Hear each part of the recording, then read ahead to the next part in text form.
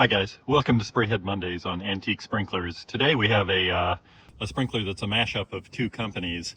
So this is a Royal Coach 2-inch pop-up little plastic spray head, and it's kind of cool. You see the script that Royal Coach used for their name and their logos, and then of course they always included an actual coach, a carriage, on all of their marketing material and all their sprinklers and valves, etc. And that was because the guy who'd founded the company in 1974, James Coson, actually collected those things, real life Royal Coaches. He had some from as far back as the 1700s and a huge collection. And so we know James Coson because he'd originally purchased Buckner in the very late 50s from William Buckner's widow. Well, he purchased half of it. He purchased the other half from a guy named Harry Cleason, who'd been Buckner's partner for decades. And then he sold out to Johns Manville. And just a few short years later, started his own irrigation manufacturing company again in the exact same town that Buckner was in Fresno there.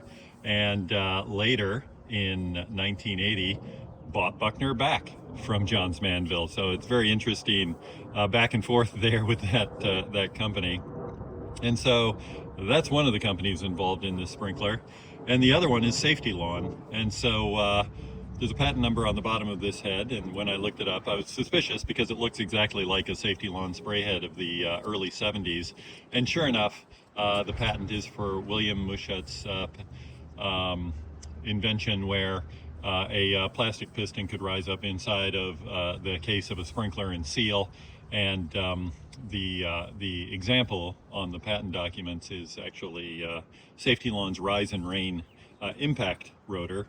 But the patent also applied to these plastic sprays that had a central turret with a nozzle screwed into it that would rise up and seal, and then water would come out of the nozzle, of course. And so that was sort of a very unique idea back then. This predates most other companies. You know, Toro had a plastic spray head.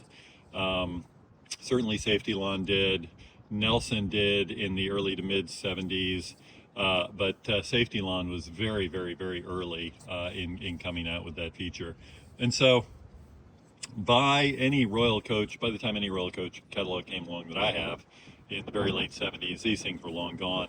So I kind of assume that Royal Coach turned to Safety Lawn for these when they were getting started in 74. They're not even available in the 75 Safety Lawn catalog, so I think they were at the end of their life then. And Royal Coach also used the Safety Lawn ball drive that everybody knows about in their product line, with just the Royal Coach logo stamped on the lid where normally it would say Safety Lawn. And that actually stayed in the product line until 1980, but after the purchase of Buckner, they dropped that from the line. So today we're going to see three different examples of this sprinkler. I have three that each has a different nozzle in it. There's this standard sort of 15-foot half plastic nozzle that we'll see first. I've got a brass nozzle that came with it. It's a quarter circle.